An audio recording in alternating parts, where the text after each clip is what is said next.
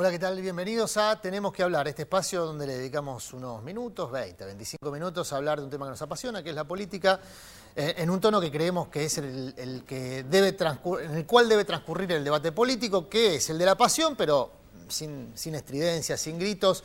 La mayoría de las veces lo logramos. En este programa, que ustedes ya saben, también no buscamos títulos, buscamos ideas, y seguro vamos a encontrar, en este caso con Daniel Arroyo, nuestro invitado. Daniel, gracias por venir. Breve presentación. Candidato a vicegobernador por la provincia de Buenos Aires, por el Frente Renovador en la provincia de Buenos Aires. Hombre que se recibió en su momento, lo estábamos charlando, de licenciado en Ciencias Políticas, pero que rápidamente se consustanció, se dedicó, se especializó en temas sociales. Es una de las voces de referencia en temas sociales en la Argentina. Estaremos hablando seguramente de todo esto, pero Daniel, casi que obligadamente tenemos que arrancar, como en cualquier programa político, por la coyuntura, y empiezo por esta candidatura, que fue una de las últimas en inscribirse, la fórmula con Felipe Solá en el Frente Renovador. ¿Te sorprendió ser candidato a vicegobernador en la provincia? Sí, porque yo en principio iba a ser candidato a diputado, tenía la idea de que la fórmula iba a ser Felipe Solá con un intendente. Luego se planteó claramente que los intendentes iban a ir a su territorio para darle más volumen electoral al Frente Renovador, y ahí apareció la propuesta de Felipe de que lo acompañara. La verdad que somos bien complementarios porque él conoce mucho la provincia, puede manejar la policía, la gestión dura, y yo conozco el tema social, educativo. Me parece que hacemos un buen complemento, pero sí, no estaba en mis planes. Soy un hombre muy de la provincia de Buenos Aires, muy consustanciado con los problemas del conurbano, y por eso enseguida dije que sí, con mucho gusto. La sucesión de fugas, recién mencionamos el tema intendentes, que fue un tema clave, tanto para en su momento el triunfo de Sergio Massa en la provincia cuando fue candidato a diputado, como esta aparente desintegración del espacio en términos en los cuales se los conocía. ¿A qué le adjudicás esta situación que el propio Sáenz, candidato a vicepresidente de Massa, reconoce como que se ha desinflado en la consideración popular? ¿A qué le adjudicás esa situación? A mí me parece que no hay un sistema de partidos en Argentina, hay una democracia de personas. Hay personas que tienen cierto éxito y alrededor se constituyen espacios políticos, y que se ha transformado en una especie de mercado persa, todo el proceso previo al cierre de elecciones. Uno va viendo, este está bien, este está mal, voy por acá, voy por allá. Se fugaron intendentes, volvieron en el último momento, como en el caso de Cariglino, Sandro Guzmán, en el caso de Escobar. Me parece que tiene que ver con eso, con un esquema de que estamos alrededor de un sistema de personas. El resto del espacio político lo veo igual, más estructurado el PJ, claramente, que tiene más tradición, pero lo veo como un sistema donde hay una persona que decide y mucho gira alrededor. Ahora, ese individualismo que vos marcás no es nuevo. Se pudo apreciar en su momento cuando hicieron el salto inverso. Muchos intendentes saltaron del Frente para la Victoria a acompañar a Sergio Massa porque veían ahí una oportunidad que efectivamente después se concretó de triunfo electoral. Es decir, que no pareciera ser el Frente Renovador quien más ha contribuido a terminar con este sistema de mercado persa, como vos decías. No, claramente no, y por eso me parece que para adelante hay que hacer una tarea.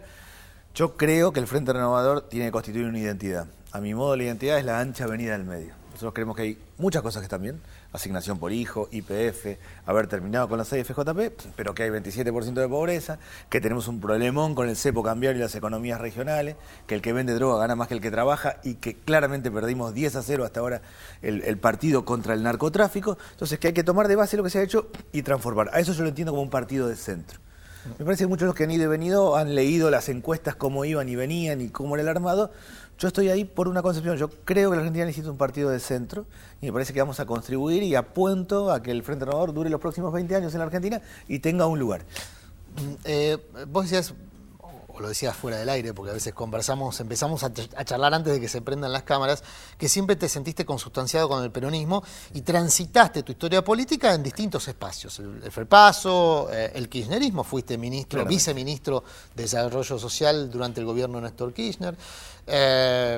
Luego trabajaste con Daniel Scioli en la provincia. Scioli hoy es candidato a gobernador, a presidente. ¿Te parece un buen candidato? Vos lo conocés bien, digamos. Sí, lo conozco bien y le tengo mucho aprecio personal, claramente le tengo mucho aprecio personal. Pero me parece que la Argentina necesita una transformación. Yo creo básicamente que Scioli es más para consolidar las cosas que están que para dar vuelta. La Argentina tiene 27% de pobreza, 34% de trabajo informal y 1,5 millones de jóvenes que no estudian ni trabajan. Y eso hay que romper muchas cuestiones y generar cambios profundos para salir de eso, y me parece a mí que Sergio Massa expresa mejor esa necesidad de cambio. Seguramente Está habrá claro, que... por eso estás trabajando con Massa, No, pero te no, pero pregunto lo- sobre Scioli por lo siguiente, porque vos lo conoces bien, Sí. porque incluso en el kirchnerismo hasta hace poco tiempo, y algunos y muchos militantes kirchneristas tienen alguna sospecha respecto a su compromiso con el proyecto kirchnerista, eso que la militancia llama una nueva versión del proyecto nacional y popular que en su momento encarnó Juan Domingo Perón. Y vos decías, bueno, lo veo como una garantía de continuidad. Ahora, las encuestas lo que marcan es que esa continuidad tiene anclaje en el electorado. Si vos ves las encuestas, No hay está duda. ahí 40, 45, muy cerca de la primera vuelta. No hay duda que le va bien electoralmente. Lo que pasa es que a mí me parece que lo que no hay que hacer en la Argentina es convalidar lo que está. El primer gabinete de Menem dijo, ¿quién tiene poder económico? Bungibor, traigo al ministro. ¿Quién tiene poder en el tema educativo? La Iglesia, pongo a Salonia de ministro. Trabajo, Triaca, CGT. A mí me parece que corremos un riesgo, realmente, de transformar el proceso que se ha dado más en conservador, en conservar lo que está. Y yo creo que hay que generar muchos cambios. A mí me parece que el kirchnerismo ha hecho cambios profundos. Yo creo que ha habido 3 kirchnerismos, uno hasta el 2009, que yo llamaría desarrollista, que hizo una transformación fuerte, que creó 6 millones de puestos de trabajo, que puso en marcha el Estado que había desaparecido. Para mí hay un segundo kirchnerismo del 2009 al 2011, yo llamaría progresista. Ley de medios, asignación por hijo, todo el tema de matrimonio igualitario, que descubre las minorías que no las había visto, que crea buenas acciones, yo estoy muy de acuerdo con la asignación universal por hijo, pero que empieza a polarizar y a quebrar a la sociedad. Y me parece que hay uno tercero más refundacional, que intenta refundar la justicia, que intenta refundar la economía y se complica mucho el intentar desdolarizar y que para mí empieza a tener problemas. Mi impresión es que hay que cambiar eso y no solamente convalidar lo que está, y por eso yo me siento afuera desde otro lado, solo por eso. ¿Participás de las redes sociales? Sí, sí. Nosotros tenemos un servicio para nuestros invitados que es hacer algo que la mayoría de los políticos no hacen y hacen bien en no hacer, que es buscarse a sí mismos, porque puede ser tortuoso, sobre todo en Twitter, donde claro. hay mucha violencia. Excluimos los tweets violentos, pero hay algunos que nos sirven como disparadores. En este caso, en relación a la cuestión electoral, vamos a tratar de...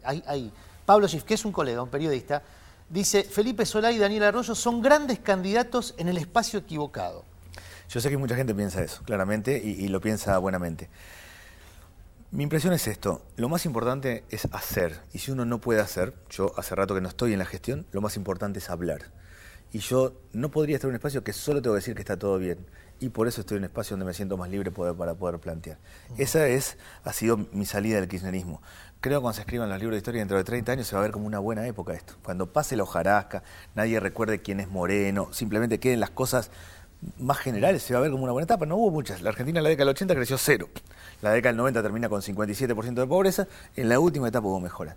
El tema es que hacen falta otros esquemas y yo no sentía que ahí tenía espacio para hablar y por eso siento que estoy en el espacio hoy que representa para mí el centro y me siento muy orgulloso de acompañar a Felipe Solá. No soy un tipo de meterme en cualquier lugar o en cualquier fórmula. La verdad que una fórmula con Felipe Solá puede gustar más o menos, pero yo no tengo que andar escondiéndome. Acompañar a Sergio Massa de candidato a presidente o a Sáenz, que realmente tiene un rol central en el NOA y Ahora, en la NEA. recién mencionabas, por ejemplo, a Cariglino, Sí, que está en el Frente Renovador, se fue, volvió, y ahí puede generarse algún ruido con esto que decís. Cariglino no es un hombre que se caracterice por generar el debate interno en su distrito y en su fuerza política local. Y está claro, y cuando uno ve el kirchnerismo como ha reconstruido con muchos actores, pasa lo mismo. La política tiene muchos actores y diversas situaciones. Yo desde que estoy en el Frente Renovador en los últimos 2 años he podido plantear lo que me parece, objetivamente, no he tenido ningún tipo de restricción, y he sido siempre muy moderado, he sido muy crítico cuando la presidenta planteó el 5% de pobreza, y he sido muy favorable cuando puso por ley la asignación universal por hijo, cosa que me parece muy bien. No tendría otro lugar donde hacer eso y ahí es mi contribución.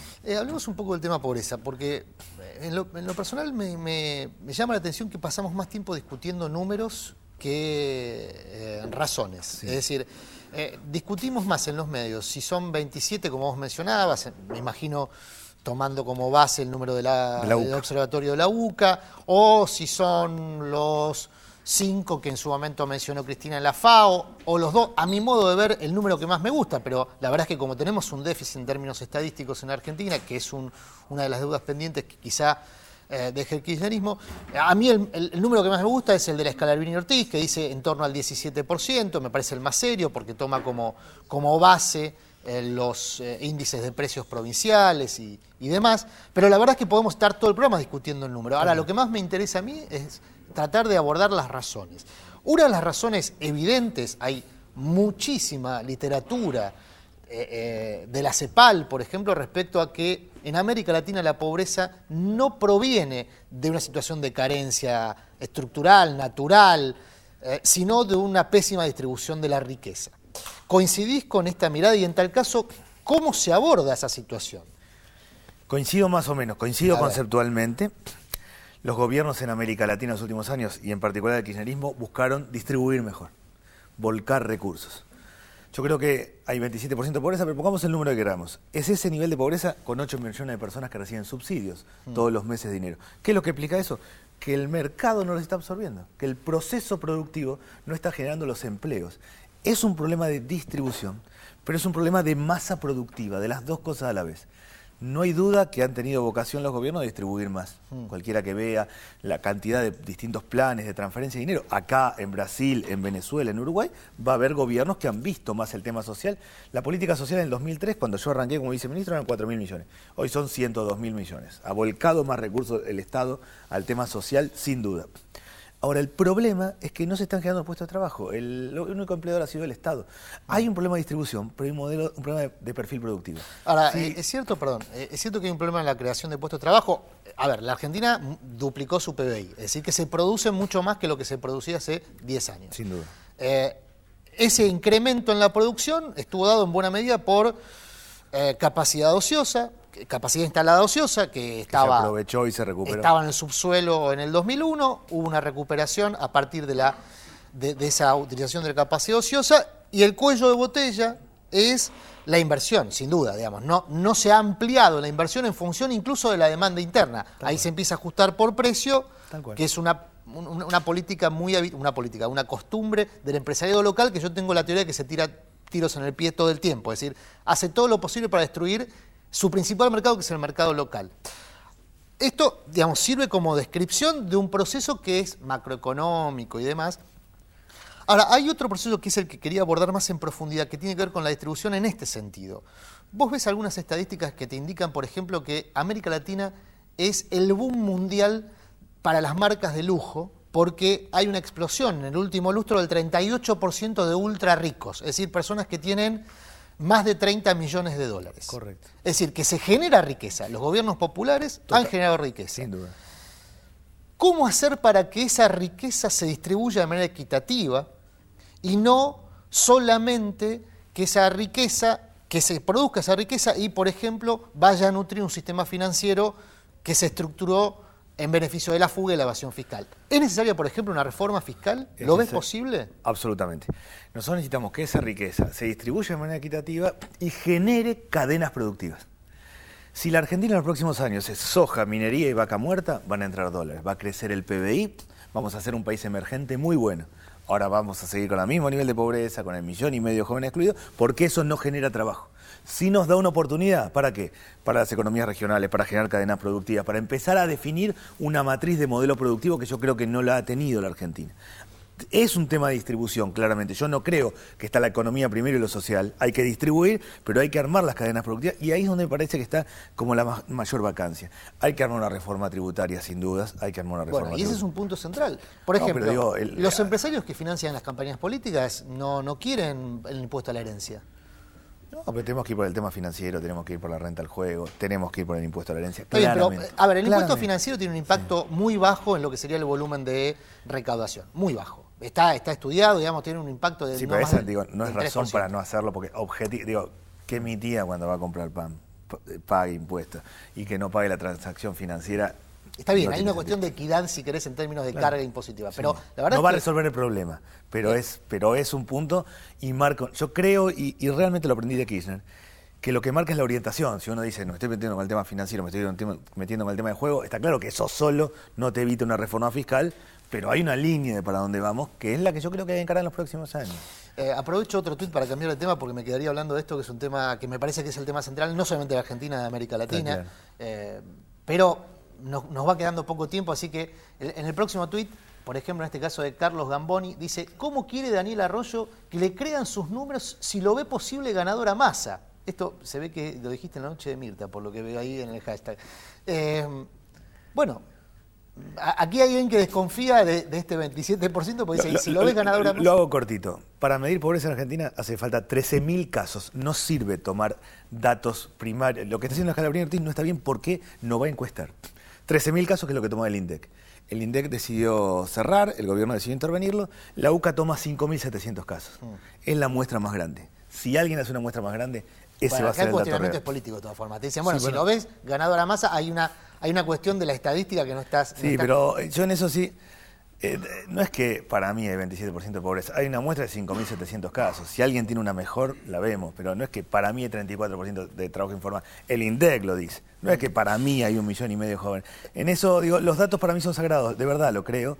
Y el pecado de haber desarmado el INDEC es fuerte. Yo quiero un INDEC, 13.000 casos, y que nos diga alguien estrictamente cuánto es la pobreza. ¿Cómo se articula esta mirada social que vos tenés, que es una mirada, si se quiere, progresista, con este discurso de Sergio Massa muy cercano, si no articulado con lo que se conoce como mano dura? Es decir, la reforma del Código Procesal que plantea Massa es una reforma en la línea de las reformas manoduristas de la Argentina. ¿Cómo se articula tu mirada de lo social con esta mirada que criminaliza justamente la pobreza? Estoy exagerando, pero hay aspectos de ese código que criminaliza la pobreza. ¿Cómo se vincula una cosa con la otra? No. Yo fui ministro de Desarrollo Social de la provincia de Buenos Aires, tuve a mi cargo los institutos de menores. Trabajé mucho con la policía y con la justicia. Llegué a la conclusión de que ese es el problema, claramente. Y que si nosotros no hacemos una reforma profunda y no tocamos la policía y no modificamos el código y no establecemos reglas de que el que hace determinada cosa tiene que pagar por eso, se complica de verdad, absolutamente de verdad. Los pibes que están en los institutos de menores son los chicos pobres que no tienen abogado. Los que están en el servicio penitenciario son los pobres que no tienen abogado. No, pero la reforma que plantea Massa la policía los criminaliza aún más, porque los mantiene en un sistema penal. La policía es parte del problema. Yo creo que con esta policía no se va a combatir la droga en Argentina, que hay que crear una fuerza especial. Entonces, lo de Massa es contra los jueces acá presos, con un esquema, si a alguien le toca 5 años son 5 años, 10 años son 10 años, que es lo que hoy no pasa porque el que tiene un abogado sale por cualquier cuestión, y además una fuerza especial de combate a la venta de droga, y además derecho a primer empleo, y además sistema dual en la escuela secundaria, y además un sistema de crédito que hoy no da. O sea, yo veo el paquete completo, claramente el paquete completo. A mí me parece que el tema de seguridad es un tema absolutamente crítico. Mi impresión, uno puede discutir las estadísticas, si son más, menos, los programas sociales, quién lo ve mejor o peor. En el tema de narcotráfico perdemos 10-0 el partido, no hay duda. Avanzaron las adicciones, el que vende droga está instalado en el barrio, hay territorio donde el Estado no entra. Bueno, ahí hay que empezar a tomarlo en serio.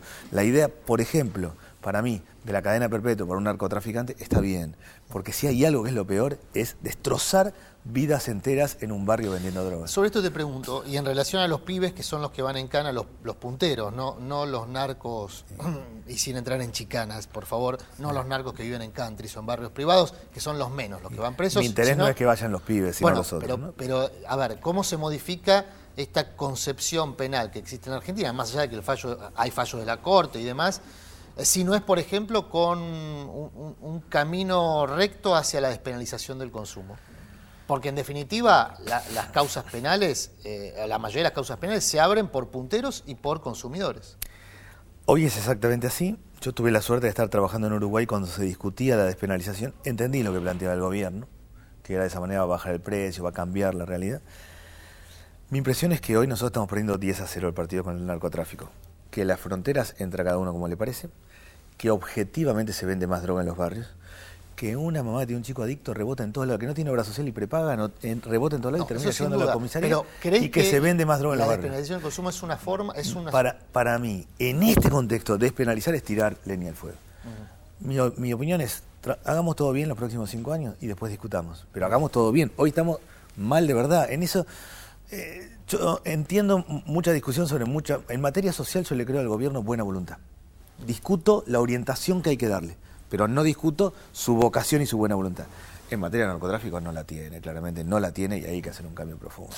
Daniel, se nos fue el tiempo, rápido, como habitualmente ocurre cuando uno conversa sobre algo que lo apasiona y lo hace de ese modo. Así que te agradezco este rato. Muchas gracias. Por supuesto queda abierta la invitación para seguir profundizando sobre algunos temas que creo son los temas medulares de la Argentina que viene.